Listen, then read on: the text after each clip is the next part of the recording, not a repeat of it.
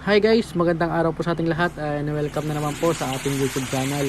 Ngayon nga po ay ito na naman po yung video natin ay sa kabanatuan na naman po, kung saan ina-update ko lang po kayo sa mga inaalagaan po na sa kabanatuan.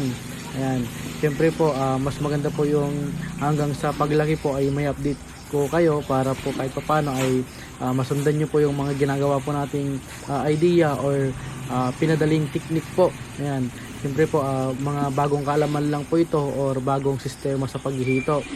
Siyempre ang hito po ay nasanay po tayo sa earth pond, tapos hindi po tayo gumagamit ng probiotics kung saan umaabot po ng 6 months to 7 months bago ma-harvest ang hito. Pero dito po ay bagong sistema po yung tinuro po natin.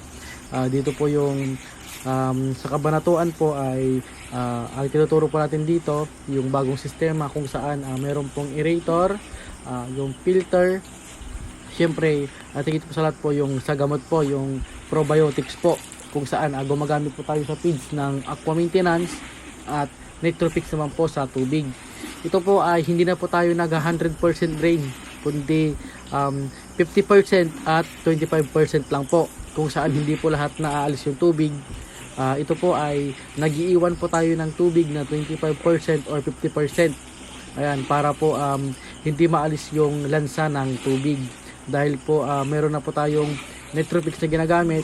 Kaya na po yung nagme-maintenance ng tubig, parang nililinis nyo na po yun. Kasi po ang Nitrofix po ay meron pong microorganism na nabubuhay pag inactivate po natin ng toolbars. Ayan. At kung napapansin nyo po yung tubig ay halos na po magkukulay brown na po talaga, kasi po hindi na po talaga nagpapalit ng tubig dyan gaano. Ayan.